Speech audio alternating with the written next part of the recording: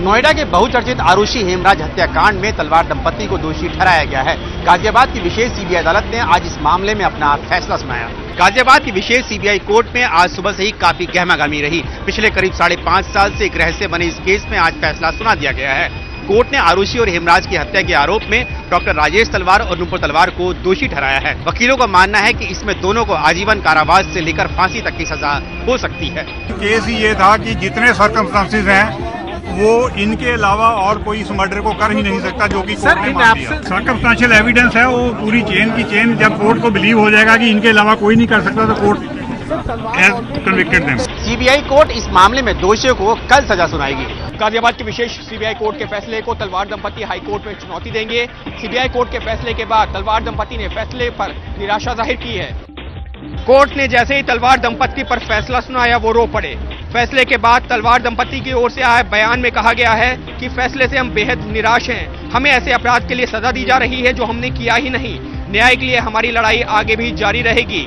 जाहिर है तलवार दंपति शुरुआत से ही दलीलें देते रहे हैं कि माता पिता अपने बच्चे को कैसे मार सकते हैं, लेकिन कोर्ट ने उनकी दलील नहीं मानी और दोनों को ही दोषी ठहरा दिया। उन्होंने आकर केवल इतना कहा कि आपके मुवक्किल को जो है दोषी घोषित किया गया है, held guilty under all the sections, जो कि चार्ज में लगे हुए। नेचुरली रिएक्शन अच्छा नहीं हो सकता। It was not expected. Sir, ये किस तरह का ऑर्डर है आपके हिसाब से? मेरी नजर में बिल्कुल गैरकानूनी आदेश है। आरुषि हेमराज हत्याकांड में अदालत ने आरुषि के माता पिता राजेश और नुपुर तलवार को मुख्यतः 3 धाराओं में दोषी ठहराया है।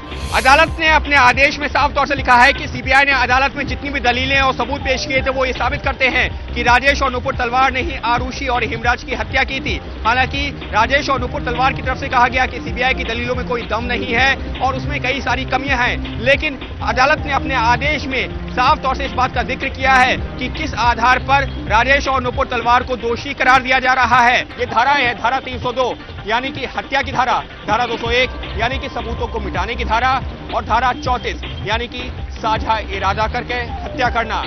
लेकिन अदालत ने इसके साथ ही राजेश तलवार को एक और धारा में दोषी ठहराया है और ये धारा है धारा 203 यानी कि पुलिस को गुमराह करने की धारा। अदालत के फैसले के बाद राजेश और नुपुर तलवार का कहना था कि वो इस फैसले को लेकर इलाहाबाद हाई कोर्ट जाएंगे और वहां से उनको न्याय मिलने की पूरी उम्मीद है।